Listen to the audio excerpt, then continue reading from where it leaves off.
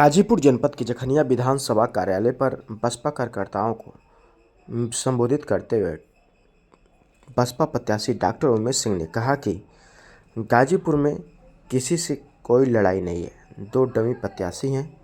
उन्होंने कहा कि गाजीपुर में एक असल और एक नकल माफियाओं से मेरी लड़ाई है, लेकिन समाज से सारे लोग बाहर हैं। उन्होंने कहा कि आज बसपा कार्यालय पर मीटिंग में समाजवादी पार्टी से सदस्य रहे विमल सोनकर को बसपा का सदस्यता दिलाया गया। वहीं जनवादी पार्टी के जिला प्रचारक मंत्री रहे प्रमोद चौहान को बसपा का सदस्यता दिलाया गया तथा बबलू चौहान और रामपूजन अमरनाथ गिरी बीजेपी के कार्यकर्ताओं को भी बसपा का सदस्यता दिलाई गई। इस मौके पर बसपा के मुख्य पदाधिकारियों ने अपने संबोधन में कहा कि पूरा देश महंगाई, भ्रष्टाचार, लूट खसोट, अपराध से जल रहा है। ऐसे में बसपा ने अपना प्रत्याशी उतारकर काफ़ी बड़ी कार्य किया है, जो बसपा पूरी तरह से प्रदेश और देश में इस लोकतांत्रिक व्यवस्था को चलाने में सक्षम है। उन्होंने कहा कि गाजीपुर जनपद में डॉक्टर उमेश सिंह सबसे शिक्षित और सबसे योग्य प्रत्याशी हैं और उनकी लड़ाई किसी भी प्रत्याशी से नहीं है। इस मौके पर बसपा प्रत्याशी डॉक्टर उमेश सिंह ने कहा कि बसपा का हर सीटों पर बेहतर मत है, लोग निष्पक्ष मतदान करें और किसी की बात क्या कुछ करते बहुजन समाज में आओ हो रहिया पा जाइबा भैया। अरे उमेश सिंह रहिया पाए गइल भैया, उमेश सिंह रहिया पाए गइल भैया। सब मिली जुली एकतावा नाव हो रहिया पा जाइबा भैया। बहुजन समाज में आओ हो रहिया पा जाइबा भैया। साथियों, सभी लोग को बोलना है, इसलिए मैं अपने बातों में विराम देता। पार्टियों का आज गला सूखा हुआ है और आज पुनः एक बार हमारे माननीय कांशीराम ने पूरे सूबे में संदेश दिए थे कि एक बार ऐसा समय आएगा कि लगेगा कि बहुजन समाज पार्टी समाप्ति की दिशा में जा रही है, लेकिन और वो समय आएगा कि भाजपा लगेगा कि अपना प्रचंड पूरे देश में उनका आतंक रहेगा, लेकिन जब वो जाएगी तो बसपा ही दोबारा पुनः फिर प्रचंड अपने बहुमत में आएगी। और जो समय साथियों आ गया है, जो हमारे गाजीपुर के प्रत्याशी को भारी से भारी हाथी पर बटन दबा के भारी से मतों से जिताना है। इसी बात को इसी साथ अपने बात में आने की जरूरत नहीं है, क्योंकि आज आपका भाई, आपका बेटा आज आप लोग के बीच बोलने की हैसियत में है, तो माननीय बहन जी के आशीर्वाद द्वारा बहुजन समाज पार्टी की देन है कि आपका बेटा, आपका भाई आपके बीच में बोलने की हैसियत में है।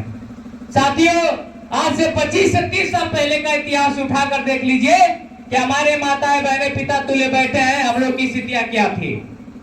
आज बहुजन समाज पार्टी के बदौलत आज हम लोग किस स्थितियां में है। आज हम लोग की शासन सत्ता सरकार नहीं है 15 साल से।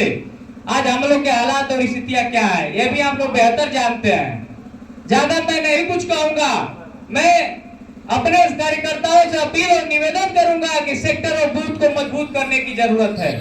हमारा ये हर वर्ग के लिए संघर्ष करते रहे। इन्होंने कोई भी नौजवान साथी के पास मदद मांगने आया था तो इन्होंने बेहिचक उनको अपना पैसा लगाकर इन्होंने बीएचयू में महामना की बगिया में उनका एडमिशन करवाया था। ऐसे मछिया अगर संसद में पहुंचते हैं तो आपके अधिकारों की आवाज इतनी बुलंदी के साथ पेश करेंगे कि आप सोच भी नहीं सकते। मैं ज्यादा कुछ ना करते हुए खुद माफिया को बासर देना सिखाया था और मैं उनके इलाके में एक शेरपुर की विकास के लिए मैंने मुलायम सिंह यादव को जब मुख्यमंत्री थे 1995 उन्होंने चक्का जाम करके शेरपुर के लोगों का विकास कराया था। ये गरीबों का मसीहा कहे जाने वाला आदमी कई बार चुनाव जीता था, एक हैंडपंप भी नहीं दिया था। कोई इसमें से हाथ उठाकर बता दे गरीब कि चुनाव जिताने के बाद कोई कुछ पाया हो। तो लाख छिपाए छिप नहीं सकता, राज है कितना गहरा और दिल की बात बता देता है असली नकली चेहरा।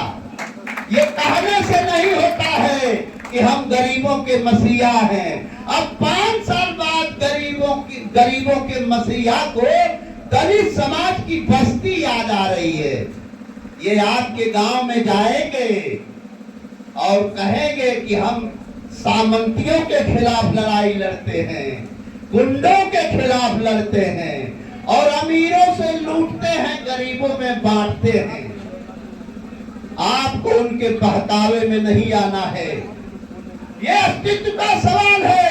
आने वाले 1 तारीख को आपको बता देना है बहुजन समाज के लोगों, चाहे फिर